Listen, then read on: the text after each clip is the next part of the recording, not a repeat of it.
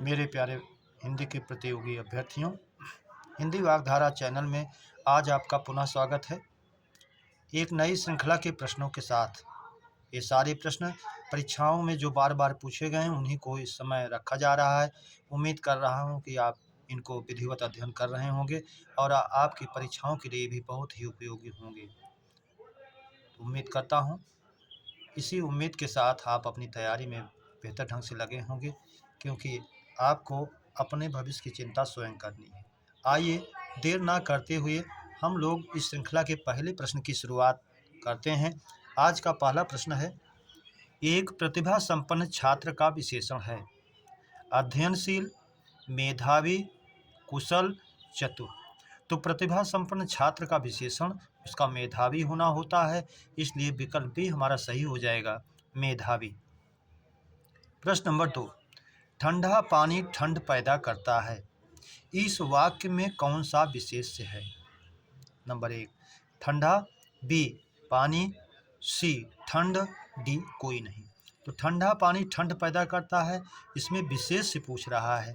तो ठंडा पानी, ठंडा जो है पानी की विशेषता बता रहा है, तो यही ठंडा जो है ये विशेषण हो जाएगा और पानी उसका विशेष से हो जाएगा। विशेष से पूछ रहा है, इसलिए विकल्प भी हमारा सही हो जाएगा, पानी।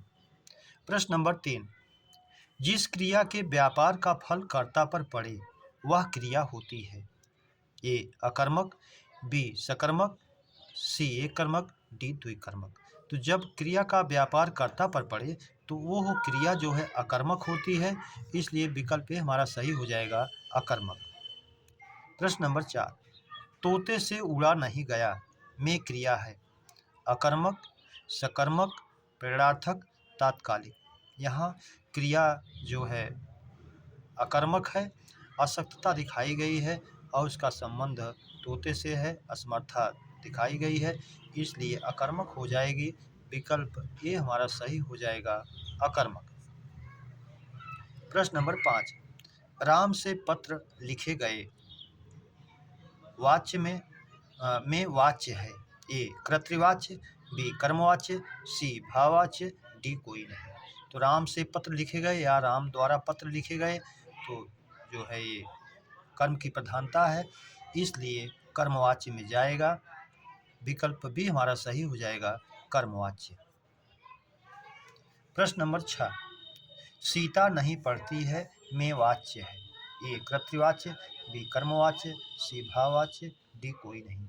सीता पढ़ती है तब भी कर्तृवाच्य, निषेधात्मक बना दिया जाए तब भी कर्तृवाच्य, क्रियाकर्ता के अनुसार रखी गई है, इसलिए कर्तृवाच्य ही होगा। विकल्प ए हमारा सही हो जाएगा, कर्तृवाच्य। प्रश्न नंबर 7, पंडित जी कथा कहकर हवन कर रहे हैं। रेखांकित में क्रिया है, कहकर।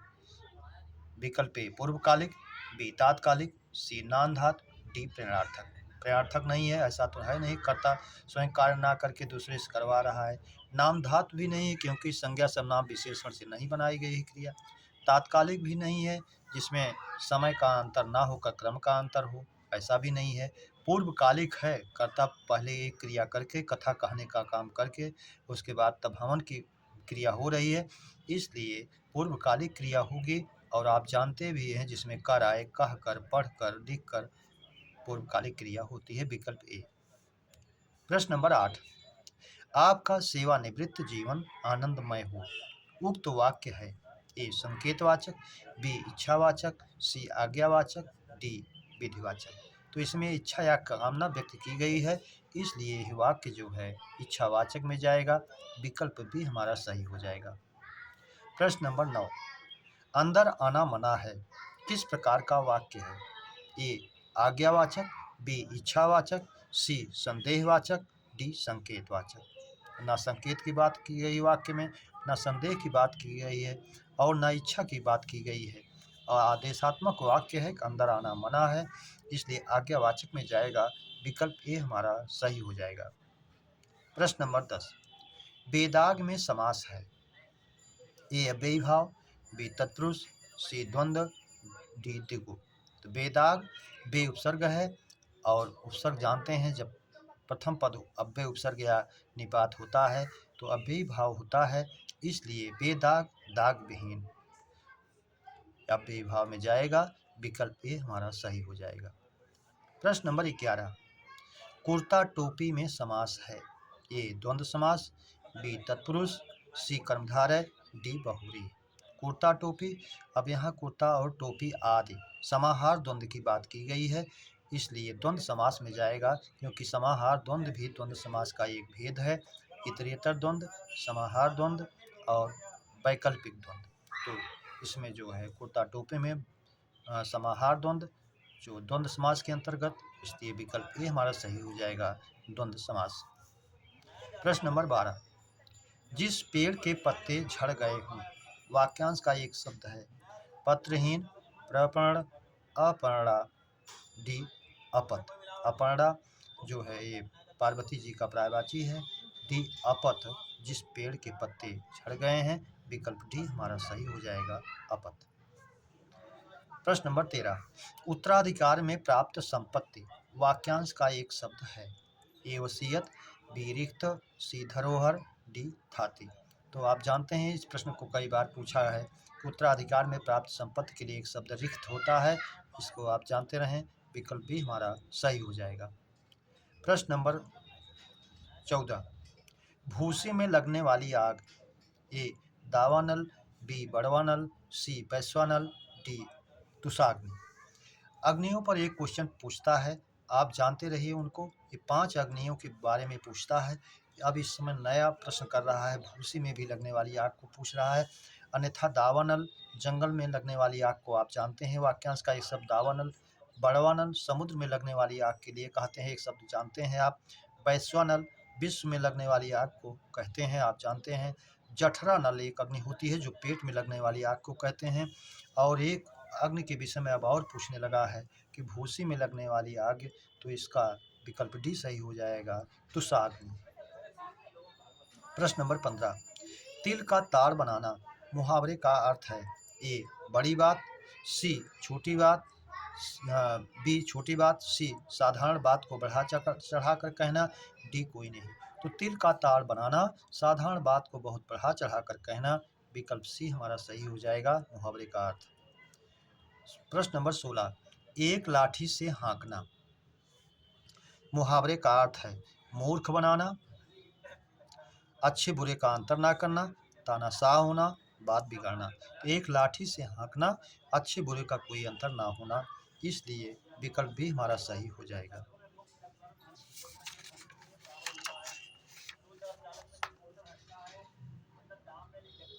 प्रश्न नंबर 17, शुद्ध वर्तनी का शब्द है। ए सामाजिक, सी बी साम्राज्य, सी खटदर्शन, डी सांकृत्यायन। तो सामाजिक अशुद्ध है, एक प्रत्यय है समाज में, सामाजिक होता तो शुद्ध होता। बी साम्राज्य गलत है, अगर ये साम्राज्य होता तो ये भी सही होता। खट दर्शन गलत है, अगर ये खट दर्शन होता, षड दर्शन, तो ये भी सही होता। डी सांकृत्यायन शुद्ध बिल्कुल लिखा गया है, विकल्प डी हमारा सही हो जाएगा, वर्तनी की दृष्टि से शुद्ध है। प्रश्न नंबर 18, अशुद्ध वर्तनी वाला शब्द है। ए स्वावलंबन, बी सौंदर्य, सी योगराज, डी बिरहड़ी। तो स्वावलंबन, सौंदर्य, योगराज ये तीनों सही हैं। डी बिरहड़ी गलत है, बिरह प्लस इनी प्रत्यय होता है और बिरहड़ी होता है, यदि यहाँ पर छोटी ई की मात्रा होती तो सही होता, विकल्प डी हमारा अशुद्ध है। प्रश्न नंबर 19, निम्न में शुद्ध शब्द है। ए मुहूर्त, बी विग्रह, सी कृशांगी, डी चरमोत्कर्ष। तो विकल्प ए मुहूर्त गलत है, मुहूर्त होता तो शुद्ध होता। विग्रह गलत है, विग्रह होता तो सही होता। सी कृशांगी ये शुद्ध है, विकल्प सी। और इस चरमोत्कर्ष भी गलत है, अगर चरमोत्कर्ष होता, पूरा रा होता यहाँ, तो ये भी शुद्ध होता। प्रश्न नंबर 20, अशुद्ध विलोम युग्म है। ए अंतरंग, बहिरंग ये सही है। बी अत्यधिक, अत्यल्प ये भी सही है। सी अघी, निरघ, अघी पापी, तो पापी विशेषण है तो इसका विशेषण विलोम भी बनेगा। निरघ निष्पाप, पाप रहित। अनघ कहें या निरघ कहें, दोनों सही होगा। डी विज्ञ, प्रज्ञ ये दोनों एक दूसरे के पर्याय हैं, विशेष जानकार विशेष जानकार, इसलिए विकल्प डी हमारा विलोम की दृष्टि से अशुद्ध है। प्रश्न नंबर 21, नैसर्गिक का उचित विपरीतार्थक शब्द है। ए अनुर्वर, जो उर्वरा युक्त ना हो, नहीं है। आविर्भाव, उत्पत्ति, उत्पन्न होना, ये भी नहीं है, इसका विलोम तिरोभाव होता है। छिप जाना, प्रकट होना, छिप जाना। सी कृत्रिम, नैसर्गिक प्राकृतिक और सी कृत्रिम, ये सही है विकल्प सी। प्राकृत नहीं है, क्योंकि प्राकृतिक या नैसर्गिक होता तो भी एक दूसरे का पर्याय होता। प्रश्न नंबर 22, उल्लास का विलोम है वक्र, ऋजु, विषाद, निषाद। वक्र माने टेढ़ा, अगर इसका विलोम ऋजु होता तो सही होता, ऋजु दिया है इधर। विषाद, उल्लास माने प्रसन्नता, विषाद माने दुख, इसलिए विकल्प सी हमारा सही हो जाएगा, विषाद।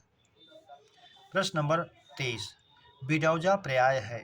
ए इंद्र का, बी शिव का, सी विष्णु का, डी अनंग का। तो बिडौजा इंद्र का पर्यायवाची है, विकल्प ए हमारा सही हो जाएगा। शिव का है नहीं, विष्णु का उपेंद्र होता है, मुकुंद होता है, डी अनंग कामदेव का होता है। प्रश्न नंबर 24, कंदर्प पर्याय है। ए कपर्दी, बी धूर्जट, सी उपेंद्र, डी अनंग। तो कपर्दी धूर्जट भगवान शंकर के हैं, उपेंद्र भगवान विष्णु का है, अनंग जो अंग विहीन है, अंग रहित हैं, विकल्प डी हमारा सही हो जाएगा, कामदेव। कंदर्प माने भी कामदेव, जो दर्प का अहंकार का दमन करें, कामदेव, अनंग भी कामदेव। प्रश्न नंबर 25, षटपद पर्याय है, 6 पैर वाला पर्याय है किसका? चंचरी, भौरे का, ये है। द्विरेफ, जिसके नाम में दो रा है, भ्रमर, ये भी है। सी रोलम्ब, ये भी भ्रमर का ही पर्यायवाची है, इसलिए विकल्प डी हमारा सही हो जाएगा, सभी। रोलम्ब को आप जाने, नए प्रश्नों में पूछ रहा है, रोलम्ब भी भौरे का पर्यायवाची है। प्रश्न नंबर 26, गधा पर्याय है। ए धूसर का, बी वेसर का, सी चक्रीवान का, डी सभी का। तो गधा का पर्यायवाची धूसर भी है, वेसर भी है और चक्रीवान भी है, इसलिए हमारा विकल्प डी सही हो जाएगा, सभी। प्रश्न नंबर 27, अशुद्ध तद्भव तत्सम युग्म है। ए कौड़ी, कपार्दिका, ये सही है, शुद्ध है। बी जौ, यौ, ये भी सही है। सी छकड़ा, सकट, ये भी सही है। डी जीर्ण, शीर्ण, एक दूसरे के पर्याय जैसे हैं, पूरक जैसे हैं, इसलिए विकल्प डी हमारा अशुद्ध है, जीर्ण शीर्ण। अगर ये इसका जीन का होता जीर्ण तो शुद्ध हो जाता। प्रश्न नंबर 28, निम्न में कौन सा शब्द तद्भव है? ए स्थान, बी यौवन, सी निर्झर, डी जीभ। तो यौवन का यौवन होता है, ये नहीं है। थान का स्थान होता है, ये तत्सम है। बी झरना का सी झरना का निर्झर होता है, ये भी तत्सम है। डी जीभ, ये तद्भव है, जिसका तत्सम होता है जिह्वा, इसलिए तद्भव में विकल्प डी हमारा सही हो जाएगा। प्रश्न नंबर अगला 29, परीक्षा शब्द निम्नलिखित वर्गों में से किस वर्ग में है? ए तद्भव, बी तत्सम, सी देशज, डी विदेशज। तो परीक्षा शब्द निम्नलिखित वर्गों में से किस वर्ग में है?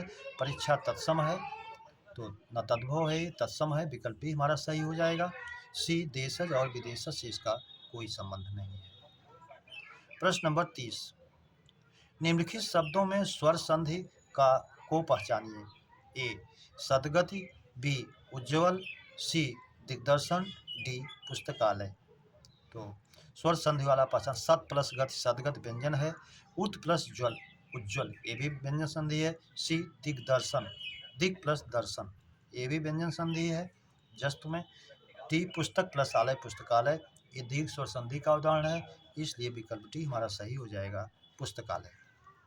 प्रश्न नंबर 31,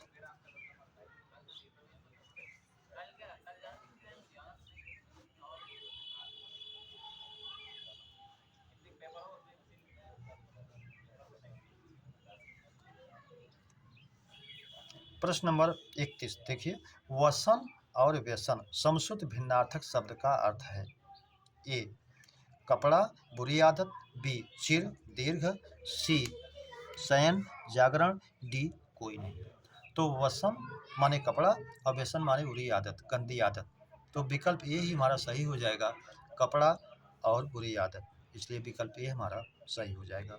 प्रश्न नंबर 32 निशाकर निशाचर समश्रुत भिन्नार्थक शब्द का अर्थ है। ए चंद्रमा राक्षस, बी निशा वासर, सी दिन रजनी, डी कोई नहीं।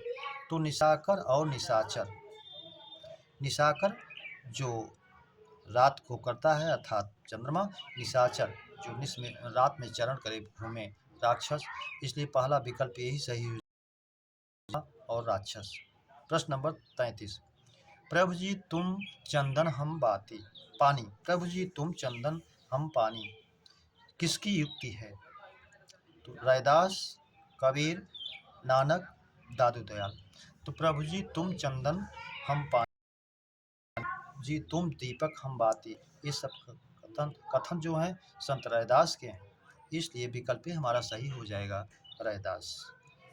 मेरे प्यारे बच्चों, हम लोगों ने इस श्रृंखला के प्रश्नों की चर्चा पर चर्चा की। उम्मीद करता हूँ ये श्रृंखला के प्रश्न आपको बेहतर लगे होंगे, तो इसे सब्सक्राइब, लाइक और शेयर अपने मित्रों में जरूर करें। अगली श्रृंखला के मिलने तक आप सभी को हृदय से धन्यवाद। जय हिंद।